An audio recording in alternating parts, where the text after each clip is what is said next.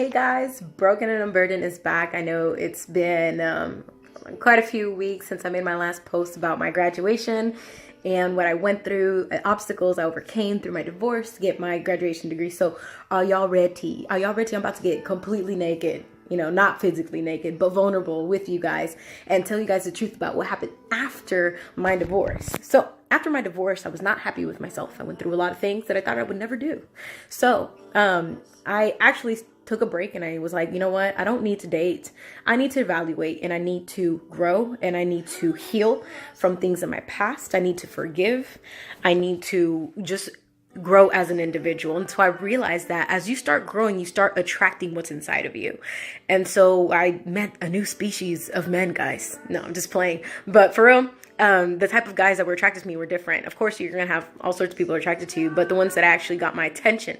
So the next guy that really got my attention, I wouldn't say that we dated, we talked, but he taught me a lot about guys and a lot about standards and value and maturity. So this guy was older than me by a few years, and I was attracted to his mind. He was very, very, very smart black man. I say it like that because I love my chocolate men.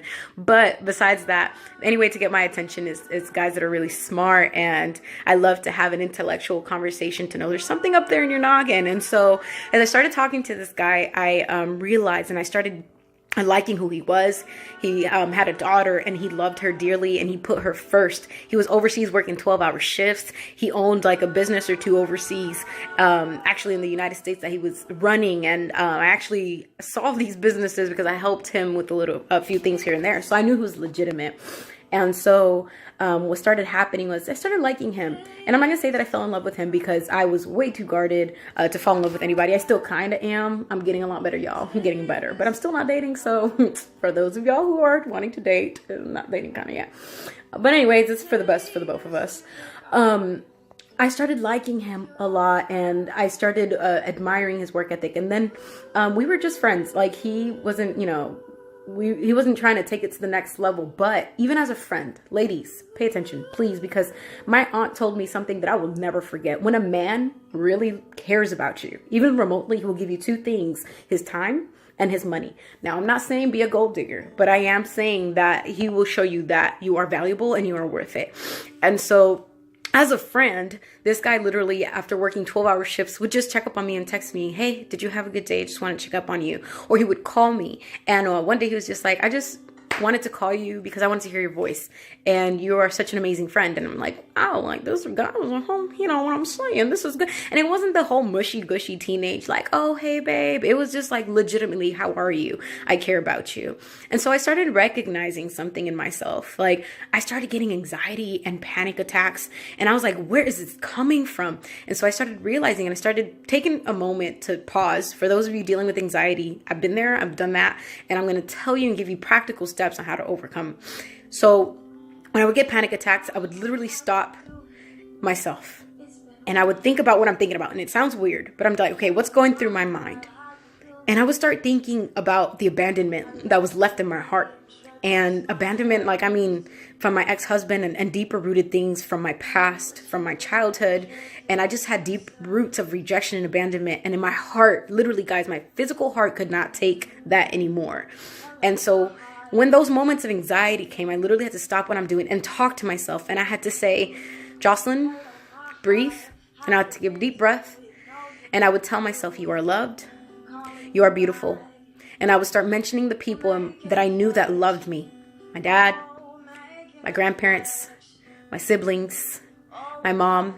And I would literally name their names out loud until I found that place and my anxiety calmed down and my emotions calmed down. And I'm not going to say that anxiety changed overnight because there were still things that I had to work on that triggered my anxiety, that had to stop it over time. So this man taught me that there were still things within myself that I had to work out in. And that I had to recognize before I moved on into a healthy relationship, because if not, I was going to start making him pay for the things that my exes have done.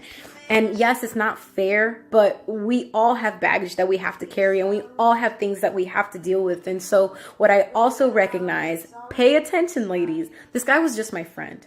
And I went through medical issues last year, and they thought it could be very serious. And so I had to go get a medical appointment and do all sorts of craziness.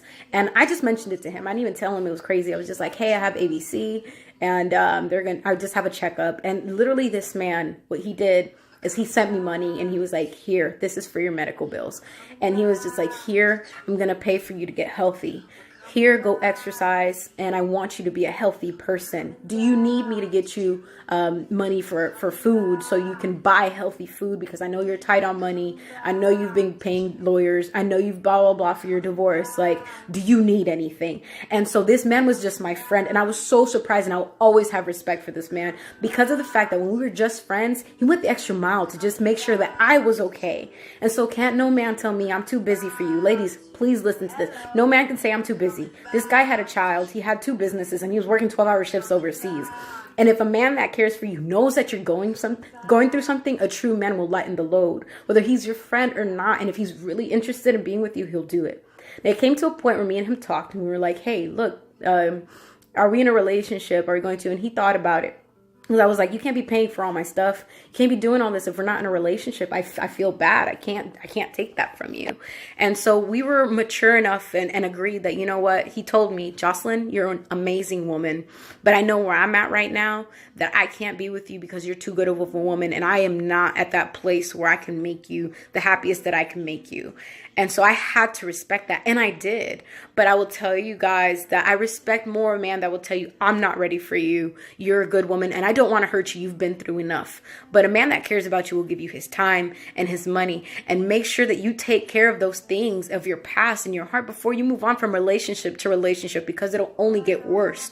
So remember, anxiety is something that's not to be played with, but get help. Start analyzing what you're going through. Where is this coming from? There's always a trigger emotion. Think about what you're thinking about, and find a few people that you can say their names out loud and say, look, I am loved, I am cherished, I am cared for. It's no joke when you feel like you can't control your emotions or your mind, but there are ways to get better. Get help, get better before you enter a new relationship, because the best you can be when you are single, you'll be that much better when you're in a relationship. Guys, stay blessed. You have a wonderful day. I have one more post to make before I'm off to basic training. I will probably post it next week, and maybe do another one right before I leave for you guys, because I'm about to change it from broken and unburdened to successfully single. You guys have a good one. Love you guys.